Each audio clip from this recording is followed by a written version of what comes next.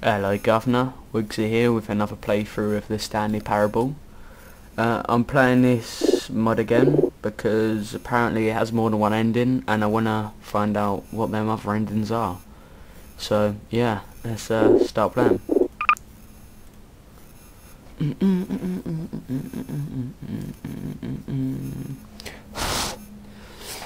Now, to get the other endings we have to go like the other ways that we didn't go before. So like, instead of going left we have to go right, we have to go down the stairs instead of going up the stairs, stuff like that.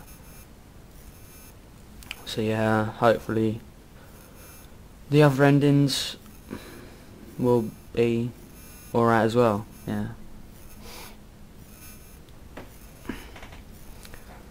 Hopefully anyway. This is the story of a man named Stanley. Stanley worked for a company in a big building where he was employee number 427. Employee number 427's job was simple. He sat at his desk in room 427 and he pushed buttons on a keyboard. Orders came to him through a monitor next to his desk, telling him what buttons to push, how long to push them, and in what order. This is what employee 427 did every day of every month of every year. And although others might have considered it soul-rending, Stanley relished every moment that the orders came in, as though he had been made exactly for this job. And Stanley was happy.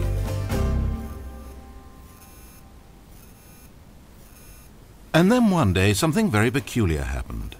Something that would forever change Stanley. Something he would never quite forget. He had been at his desk for nearly an hour when he realized that not one single order had arrived on a monitor for him to follow. No one had showed up to give him instructions, call a meeting, or even say hi. Never in all his years at the company had this happened, this complete isolation. Something was very clearly wrong. Shocked, frozen solid, Stanley found himself unable to move for the longest time.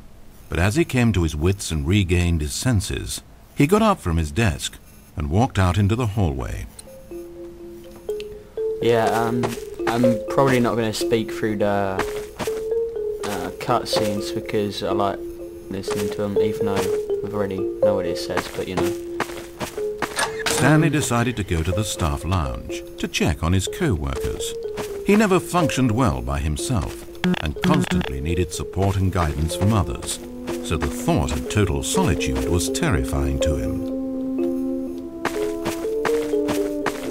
Dun, dun, dun, dun, dun, dun, dun. I'm not sure what these other When Stanley came to a set of two open doors, he entered the door on his left. Okay, so I think this way we're going to go right. This was not the correct way to the employee lounge, and Stanley knew it perfectly well. So he turned left at the first open door and walked back in the right direction. What should we do? Go down this elevator, or this way and down the stairs. I'm gonna go this way. And like that, he was back on track. I don't like no elevator. As Stanley entered the lounge, he was horrified to find not a single person here. He decided he would walk up to see his boss, hoping that he would find an answer there. I've just realised how dirty this workplace is, like honestly. There's some cleaning in here or something. It's awful. Naughty. Excuse me. Coming to a staircase, Stanley walked upstairs to his boss's office. No. He walked downstairs. But Stanley just couldn't do it.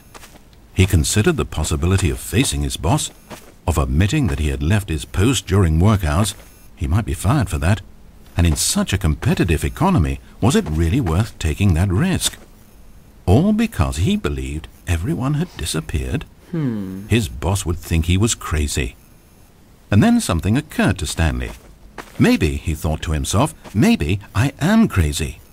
Everyone I know simply vanishing out of the blue, there's almost no other explanation for it. And a nagging fear began to creep up in his mind. Questions that had been there all along. He just hadn't put his finger on them yet. For example, why couldn't he see his feet when he looked down? Why did doors close automatically behind him wherever he went? And for that matter, these rooms were starting to look pretty familiar. Was he just walking around in circles? Where am I, he thought. And the more he found himself unable to answer these questions, the more questions continued to arise, until he came to the issue that had been slowly boiling until he could ignore it no longer. Why is there a voice in my head, dictating everything that I'm doing and thinking? Suddenly, every door slammed shut. "No!" Stanley screamed. "I need to get out of here. I need to know that there's something out there. I need to know it's not just all in my head." And he screamed and clutched at his skull as the voice grew harsher and the music in the background rose higher and higher. And then, moments before collapsing to the ground, Stanley clenched his fists and screamed to anyone who might be listening, "I'm not real! I'm not real! Don't believe any of it! None of it's real!" And then everything went black.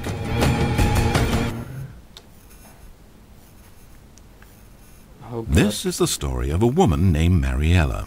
What? Mariella woke up on a day like any other. She got dressed, went to work, clocked in, clocked out, and then she walked home. What kind But of her a bed walk on is this day that? was interrupted by the body of a man who had stumbled through town talking and screaming to himself, and then collapsed dead on the sidewalk. Oh, I thought it was a bed. Moments after seeing him, she would turn, run to the nearest police station, and call for an ambulance. But for just a few brief seconds, she merely stood there, unable to move. The tragedy was not the death of a single person. It was that she would never know this man's story, never hear in his own words what had happened to him, or what he believed had happened to him. For to know these things would be to exist inside the head of the man himself. So all she could do was observe from a distance and pity him. But Mariella had places to be and people to meet with, very important people, whose impressions of her would affect her career and indeed the rest of her life. She stood there for only a moment, looking down at the body, and then she ran.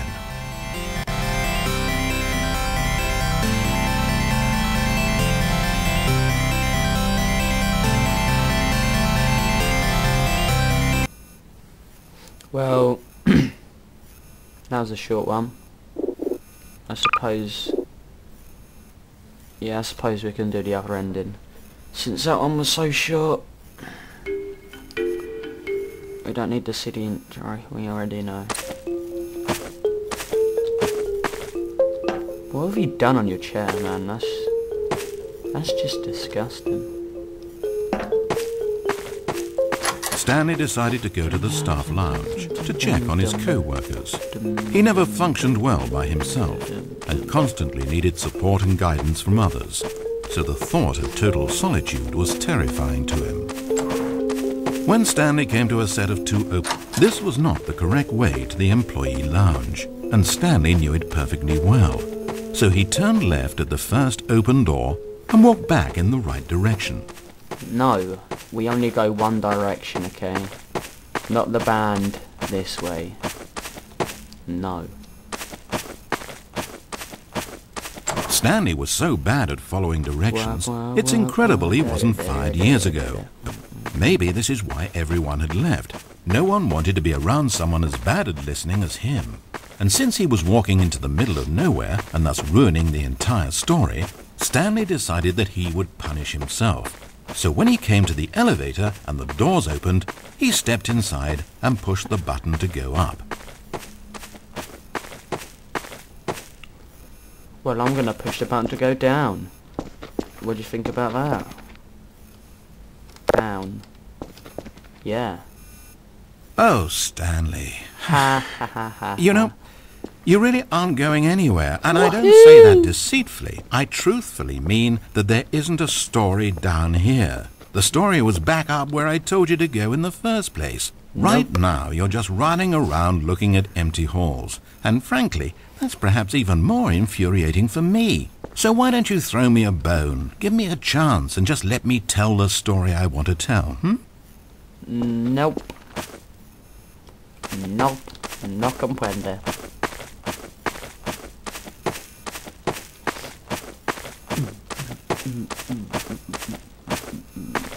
Now listen carefully. This is important.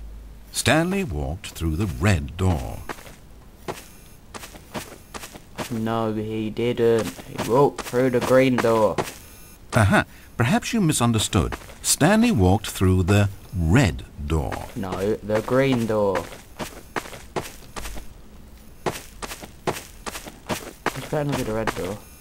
Good.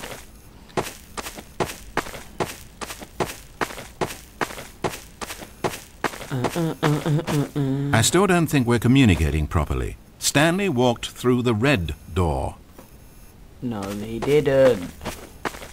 All right, fine. Go ahead, Stanley. You want to know so badly what's out there? You want to find out what lies at the end of this road you've chosen? Well, don't let me stop you. Oh. You see? It's nothing. Pretty. No one's even built this section of the map because you were never supposed to be here in the first place.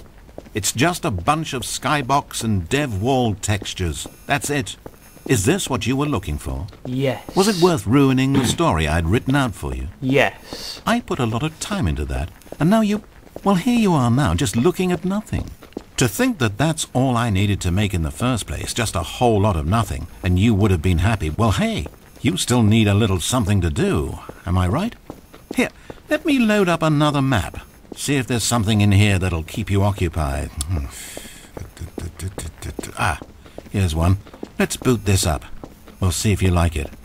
Oh, thank you. Oh. What a nice narrator. Making a new map for me. Thank you, Mr. Narrator.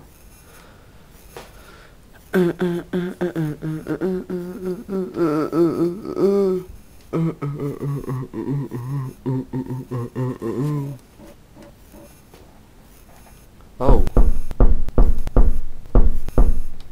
Well, Stanley, is this any better? I don't know why it would be. This map wasn't even made for you. At least I created a world specifically with you in mind. I wanted to make you a leading man. This one, well, I'm afraid you're on your own there. Oh, I think this one looks brilliant. Thank you very much. I'm at the train station. Stanley was fat and ugly and really stupid. He probably only got his job because of a family connection. That's how stupid he is. That, or with drug money. Also, Stanley is addicted to drugs and hookers. Come on, everyone likes hookers. Who doesn't like hookers? I'm joking, they're disgusting.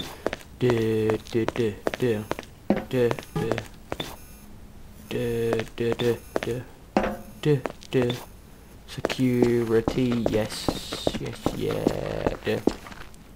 This looks like a torture share. I don't like this one bit. Hold up, Oh, I spent so long talking about you. Why don't we just take a break from that and talk about something else for a change? Let's see. Well, according to Wikipedia, more than 90% of the night sharks caught off northeastern Brazil contain mercury concentrations higher than that considered safe by the local government. Now, this is fascinating. Don't you want to know more about the night sharks? Oh, no, of course not. All you want to hear about is yourself, isn't it? Well, fine. You haven't listened to me once so far. I can't expect you to turn that around now, can I? nope.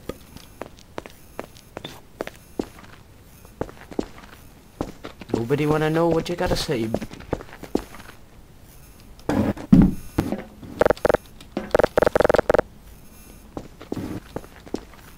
Oh, it's I don't know. Oh, yeah. Oh. Is this the end of